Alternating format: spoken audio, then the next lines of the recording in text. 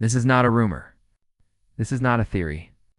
This is what really happened, and why everything changed after that moment. Mud splatters across the battered hulls of Russian tanks, their engines growling in frustration as they grind to a halt outside the battered outskirts of Pokrovsk.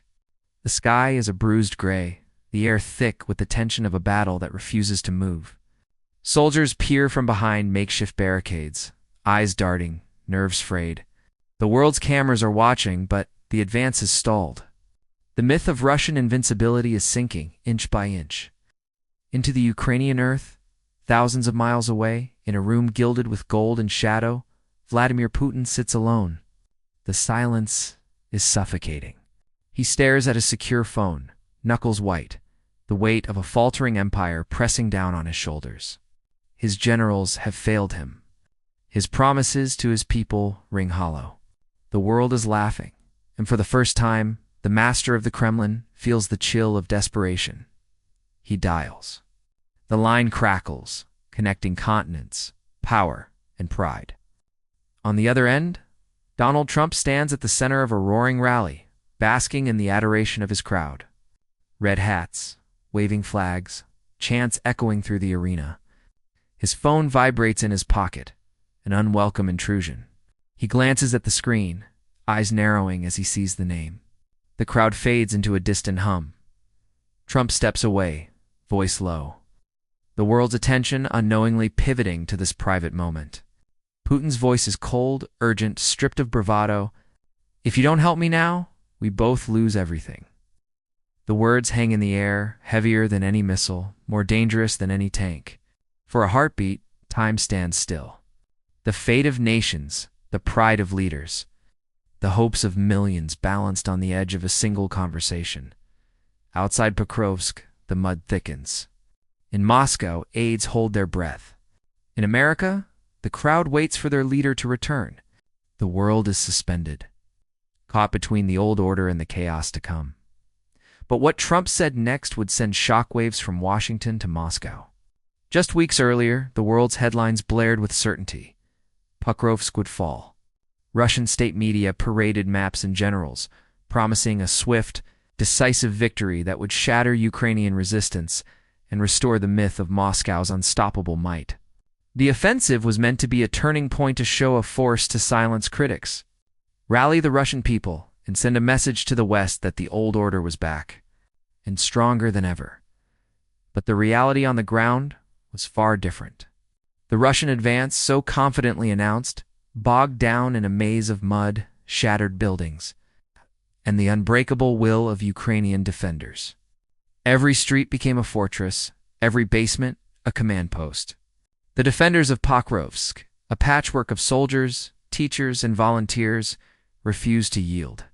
They fought not just for territory, but for the right to exist, to speak their language, to raise their children free from fear. Night after night, the world watched as the offensive ground to a halt. Satellite images showed columns of tanks stranded in the muck, supply lines stretched thin, and Russian soldiers huddled in the cold, their morale crumbling. Western intelligence agencies, monitoring every encrypted message, began to leak what they saw. Panic in the Kremlin, arguments behind closed doors. In a growing sense that the war was slipping out of Putin's control in Washington, analysts pored over intercepted calls. He's desperate, one whispered, sliding a transcript across the table. He's looking for a way out, but he can't show weakness. Not now. The White House braced for escalation, knowing that a cornered autocrat is the most dangerous kind. Meanwhile, in Moscow, the cracks in Putin's inner circle widened. Trusted advisors questioned his judgment. Generals, once loyal, now whispered of disaster. The old guard, the oligarchs, who had built their fortunes on the promise of Russian resurgence, began to hedge their bets. Some sent quiet feelers to the West, others plotted in silence. All of them haunted by the specter of failure, and yet, for all the chaos, one thing was clear: Putin would not accept defeat, not in Pokrovsk, not on the world stage. He needed a new card to play, a wild move to shift the balance and remind the world of his reach. That's when his gaze turned westward, to a man who had once called him a genius. a man who still commanded millions of loyal followers and the power to disrupt the global order with a single, behind closed doors. Putin's inner circle is fracturing, but his next move will drag the world's most controversial ex-president back into the fray. Vladimir Putin's story was once the stuff of legend, at least. That's how he wanted it told. The son of a factory worker, the KGB man who rose from the shadows to seize the Kremlin. He built his image on strength, cunning, and an unbreakable will. In the early days, he was the iron-fisted leader who brought order to chaos, who promised Russians a return to greatness after the humiliations of the 1990s. He crushed dissent, silenced rivals, and rewrote the rules of power. The world watched as he played chess with nations, always 3 moves ahead, always the master of the game. He became a master of propaganda, turning the Russian media into a weapon. Every speech, every photo op, every carefully staged moment was designed to project invincibility. He rode shirtless on horseback, dove for ancient amphorae, and stared down presidents with icy blue eyes. His people cheered, or at least pretended to. The West, for a time, was forced to respect him, even as they feared what he might do next. But behind the bravado, there was always something darker: willingness to gamble with lives, to sacrifice truth for power. He sent troops into Chechnya, into Georgia, into Crimea, each time spinning the story as a righteous crusade. He crushed protests with riot police, jailed journalists, and poisoned his enemies. For Putin, the ends always justified the means. Human life was a currency, and he spent it freely. Now, as the Pokrovsk offensive falters, the cracks in his legend begin to show. In public, he stands before the cameras, voice steady, eyes cold. He blames the West, accuses Ukraine of terrorism, promises victory is just around the corner. His speeches are broadcast on every channel, his face plastered on billboards, his words repeated like gospel. But the crowds are thinner now, the applause more forced. Even his most loyal supporters sense the shift in the air. Behind closed doors, the mask slips. Putin paces his office late into the night, barking orders at generals who no longer meet his gaze. Reports of casualties are sanitized before they reach him, but the truth seeps in through whispers and rumors. He knows the offensive is failing. He knows his enemies are circling, both at home and abroad. The old confidence is gone, replaced by a gnawing fear that the empire he rebuilt is crumbling beneath his feet. He lashes out, demanding loyalty, threatening those who question him. He orders new offensives, more airstrikes, harsher crackdowns on dissent. But each move only deepens the crisis. The generals grumble about impossible orders. The oligarchs, once his staunchest allies, begin to distance themselves, moving their money out of Russia, sending their families abroad. The propaganda machine works overtime. But even it cannot hide the truth forever. Putin's disregard for human life becomes more apparent with every passing day. Civilian casualties mount, cities are reduced to rubble, and the world recoils in horror. Yet he presses on, convinced that only total victory can save him. He gambles everything: his reputation, his power, the future of his country, and a war that is slipping out of his control. In moments of solitude, the bravado fades. He stares at the maps, the red lines that once promised glory, now marking disaster. He replays old speeches, searching for the certainty he once felt. He remembers the early days when the world seemed to bend to his will, when every move was a triumph. Now, every decision feels like a trap. Still, he cannot stop. To admit defeat would be to admit weakness, and for Putin, weakness is death. He clings to the myth he created, even as it unravels around him. He tells himself that one bold move, one unexpected alliance, could turn the tide. He scans the horizon for opportunities, for pawns to play. For anyone desperate enough or reckless enough to help him reclaim his throne. But as Putin's mask slips, another player is about to enter the game, one with his own agenda.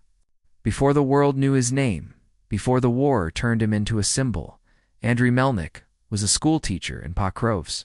He taught history in a sunlit classroom, his voice steady and warm, guiding children through the stories of their ancestors, stories of hardship, hope, and the stubborn will to survive.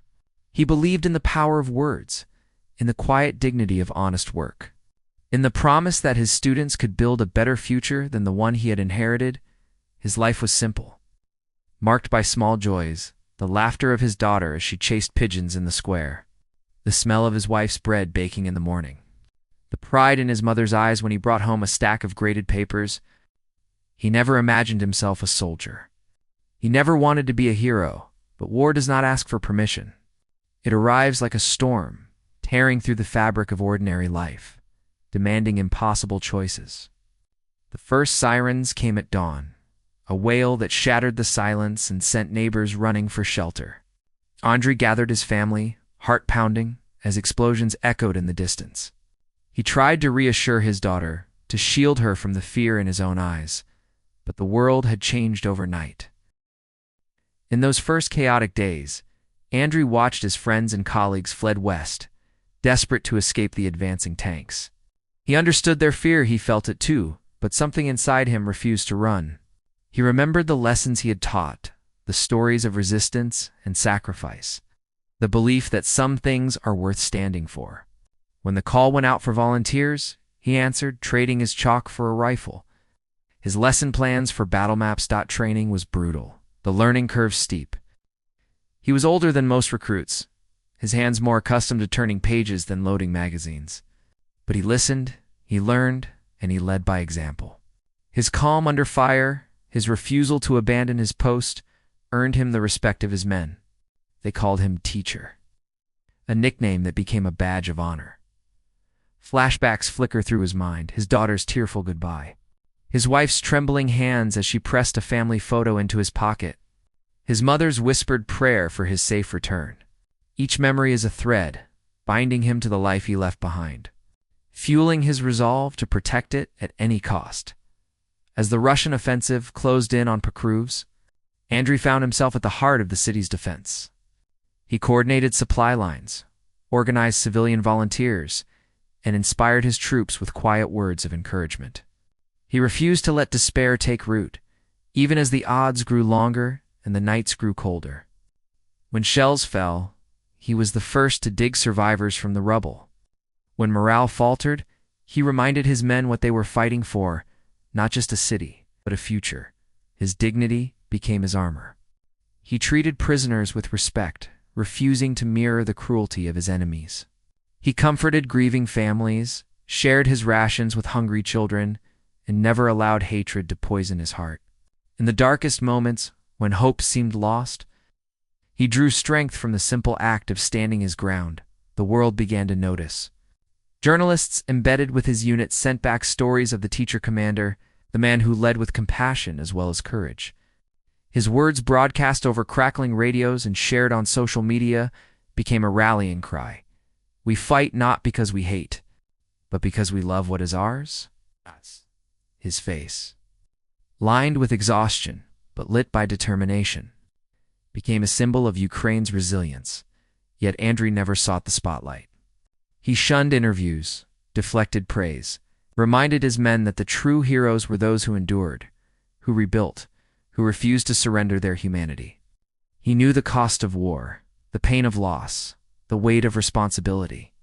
Every decision haunted him, every casualty a scar on his conscience.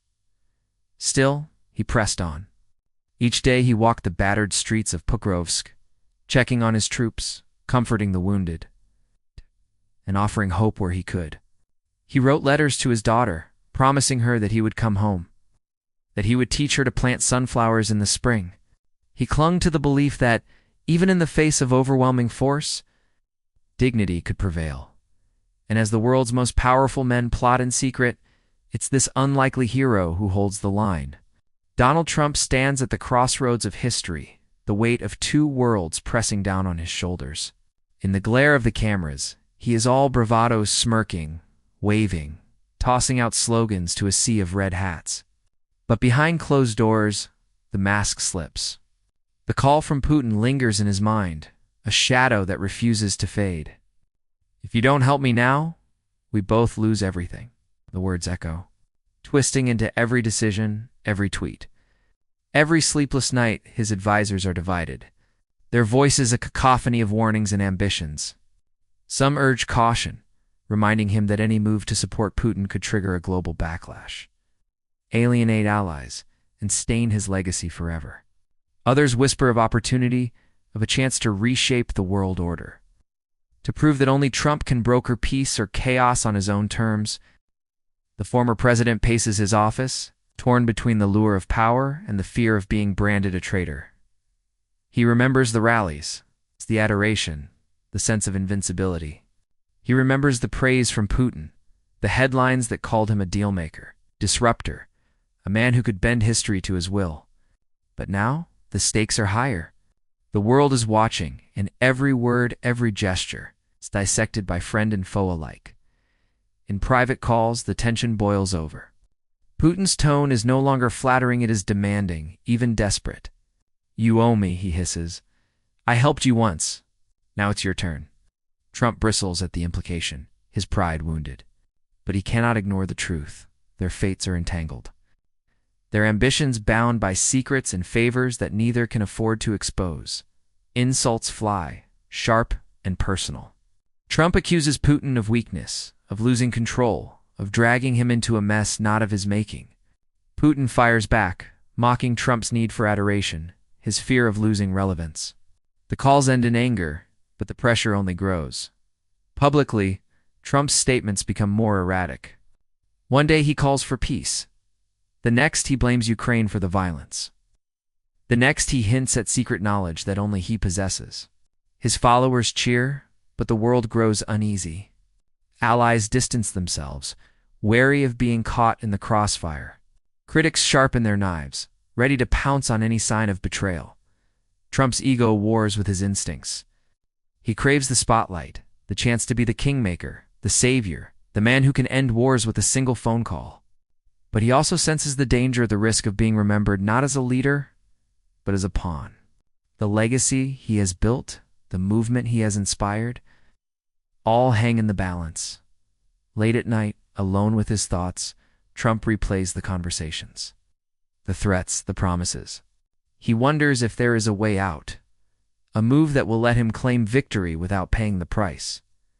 But the options are narrowing, the walls closing in. And then, just as he begins to plot his next move, the Kremlin acts. A secret ultimatum, whispered in the corridors of power, is about to become public. The stakes, already sky-high, are about to explode onto the world stage. The night before the counteroffensive, Pokrovsk is a city holding its breath. The air is thick with anticipation. The silence broken only by the distant rumble of artillery and the nervous shuffling of boots on broken pavement. In a dimly lit basement, Andriy Melnik stands before his exhausted troops, their faces smeared with dirt and determination.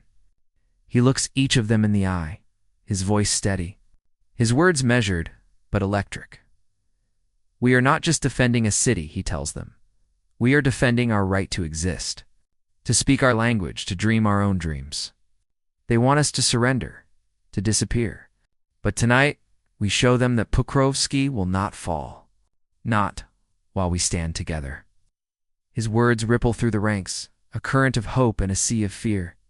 Outside, the city's defenders move into position, civilians and soldiers, side by side, each with a role to play. Drones buzz overhead, their cameras streaming live feeds to command posts and soon to the world. The plan is audacious, a feint on the eastern flank, drawing Russian armor into a trap, while a small mobile unit slips behind enemy lines to sever their supply route. As midnight approaches, the first phase begins. Ukrainian artillery lights up the sky, pounding Russian positions with a precision that stuns the invaders. Russian commanders, caught off guard, scramble to respond. Intercepted radio chatter crackles with confusion, orders are shouted, then contradicted as panic spreads through the ranks in a makeshift command center. Andriy listens to the intercepted comes, a grim smile flickering across his face. "They're rattled," he says quietly. "Now we move." He gives the signal. And the mobile unit, led by a young lieutenant who once studied engineering in QE, slips through the shadows. Guided by drone footage and the cover of chaos, the battle unfolds in real time. Every moment captured by cameras and relayed to the world. Social media explodes as the first images appear. Ukrainian flags waving atop recaptured buildings. Russian tanks abandoned in the mud, civilians emerging from shelters to cheer their defenders. Hashtag Stand With Ukraine rockets to the top of global trends, drowning out the flood of pro-Kremlin bots and disinformation. In Moscow, Putin watches the feeds in disbelief. His generals offer excuses, their voices trembling. The myth of Russian invincibility is crumbling, live and unfiltered for all to see. He pounds the table, demanding answers, but none come. The desperation in his eyes is unmistakable. Meanwhile, in America, Trump sits in a darkened room, eyes glued to the news. Advisors hover nearby, their faces tense. The world is watching, waiting for him to make a move. He scrolls through his phone, seeing the outpouring of support for Ukraine, the calls for justice, the warnings that history is being written in real time. His finger hovers over the screen, the weight of the moment pressing down. Back in Pokrovsk, the Ukrainian mobile unit reaches its target, a key bridge used by Russian supply convoys. With practiced efficiency, they plant explosives and withdraw. Moments later, the bridge erupts in a fireball, cutting off the Russian advance and trapping hundreds of enemy troops.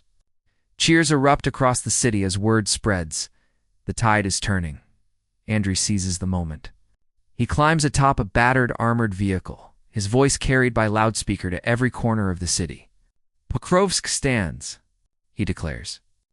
We have shown the world that courage is stronger than fear, that unity is stronger than hate. This is our home, and we will not be broken. His speech is broadcast live, shared and reshared by millions. In Kyiv, the president calls to congratulate him. In Warsaw, Paris, and New York, crowds gather in solidarity, waving blue and yellow flags, chanting his name. The world is transfixed by the spectacle of resistance, the triumph of dignity over brute force. But the battle is not over. Russian artillery pounds the city in retaliation, desperate to regain the initiative. Buildings collapse, fires rage, and the cost of defiance is measured in blood and rubble. Still, the defenders hold. Andriy moves among his troops, offering words of encouragement, tending to the wounded, refusing to let despair take root.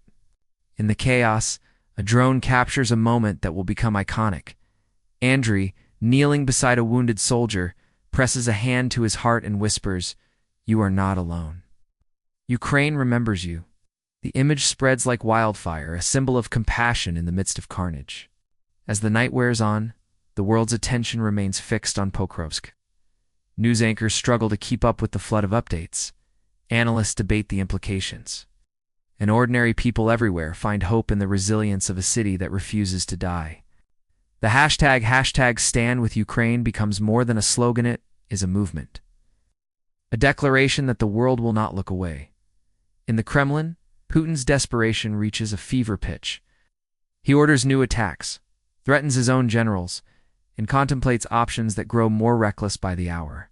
His grip on power, once absolute, now seems fragile, dependent on the outcome of a single battle in a city most Russians had never heard of, and in America. Trump faces his own reckoning. The world is waiting for his response, for a sign of where he stands. His advisors urge caution, warn of consequences. But he is transfixed by the images from Pokrovsk, the courage, the unity, the defiance.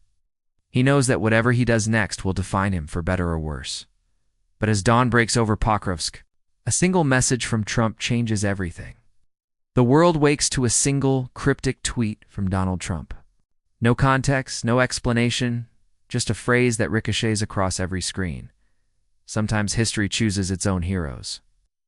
Decide wisely. Within minutes, the global order trembles. The markets reel. The Dow plunges, and currency traders scramble to make sense of the chaos. News anchors stammer, analysts speculate, and the internet erupts with theories. What did he mean? Who is the hero? And most urgently, whose side is he on? In Washington, the phones ring off the hook. Allies demand clarity, desperate to know. If America's former leader is signaling support for Ukraine, for Russia, or for something far more unpredictable, the White House issues a terse statement, distancing itself from Trump's words. but the damage is done.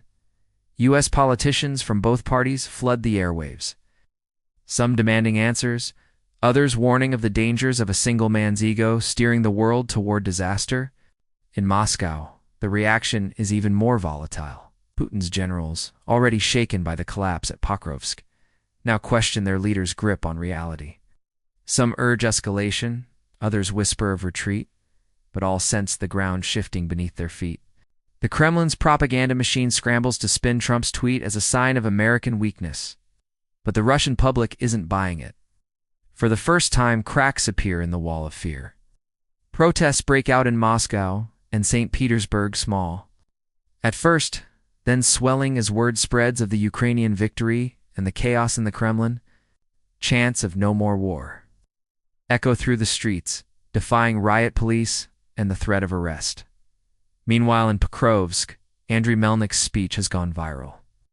The image of the teacher commander standing atop a battered vehicle declaring that courage is stronger than fear is replayed on every network, translated into a dozen languages, and shared by millions. His words become a rallying cry, not just for Ukrainians, but for people everywhere who have ever felt powerless in the face of tyranny. Messages of support pour in from around the globe: immigrants in New York, students in Paris, activists in Seoul. The world sees in Andrei not just a soldier, but a symbol of dignity, resilience, and the unbreakable human spirit. Social media is ablaze. Stand with Ukraine is joined by #TeacherCommander and #DecideWisely as people debate the meaning of Trump's tweet and the future of the conflict. Memes, tributes, and calls to action flood every platform. For a moment, the world is united not by fear, but by hope, by the belief that ordinary people can make history. But the uncertainty is electric. In boardrooms and war rooms, leaders scramble to adjust to the new reality. NATO calls an emergency session. The European Union debates new sanctions. China watches, calculating its next move. The old rules no longer apply and everyone knows it. Putin, isolated and enraged, lashes out at his inner circle, blames his generals, his advisors, even his oldest allies. But the truth is inescapable. His aura of invincibility is shattered, his power slipping away. Some whisper that his days are numbered. Others fear what a desperate man might do. Andriy, for his part, remains humble. He visits the wounded, comforts grieving families, and reminds his troops that the fight is not over. He knows that victory is fragile, that the cost of resistance is measured in lives and memories that will never fade. Yet he also knows that something has changed, not just in Pokrovsk, but in the hearts of people everywhere. As night falls, the world holds its breath. The decisions made in these hours will ripple for generations. In the silence, there is both hope and dread, a sense that the future is unwritten, that the choices of a few will shape the destiny of millions. But the true cost of this night's decisions will haunt both leaders and the world for years to come. The city of Pokrovsk is scarred but standing. Smoke drifts over shattered rooftops, and the streets are littered with the remnants of a battle that has already become legend.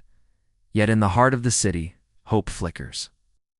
Andriy Melnik, battered and weary, stands before his people not as a conqueror, but as a neighbor, a father, a teacher who never wanted to be a hero. He looks out at the crowd, soldiers with bandaged arms, mothers clutching children, elders who have seen too many wars.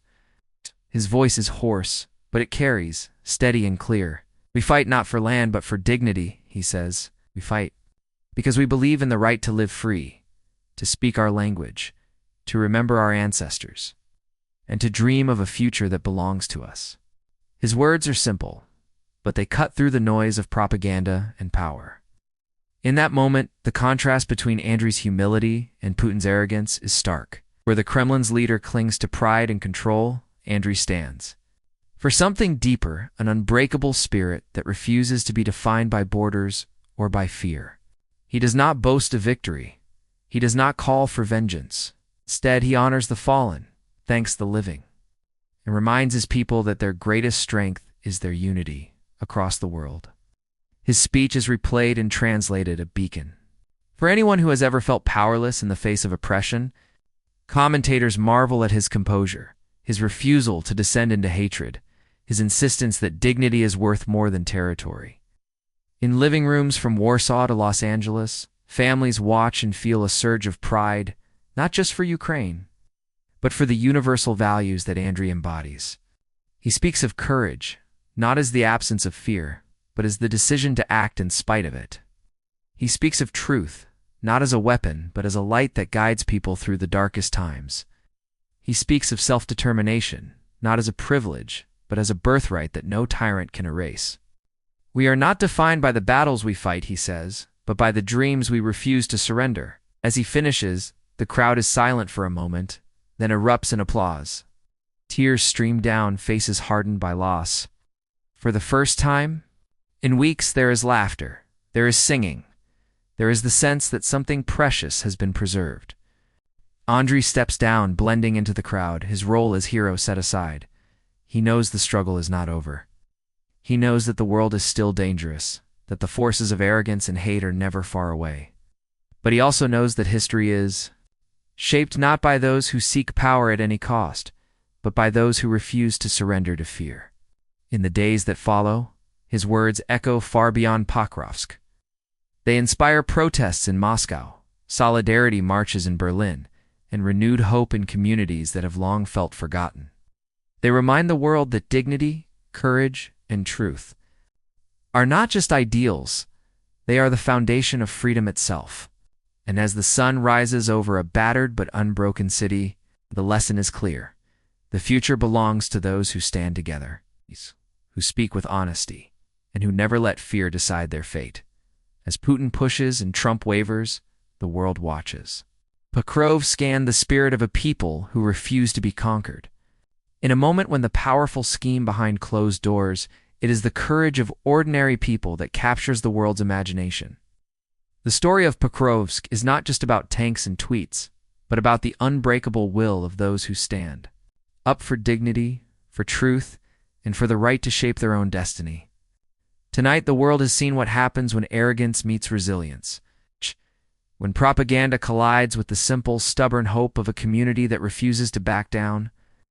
The headlines may focus on leaders and their games, but history is written by those who dare to speak out, to hold the line, to believe that justice is worth fighting for. If this story moved you, if you felt the pulse of hope and the sting of injustice, don't let it end here. Share this video. Subscribe to our channel. Join a community that believes in truth, in dignity, and in the power of standing together. Your voice matters whether you're in a city under siege or watching from thousands of miles away. Because the next battle for freedom could begin with a single voice, maybe yours. The world is watching, and history is waiting to be written. Will you be the one to speak up, to stand tall, to remind us all that dignity is stronger than fear? The story continues, and you are part of it.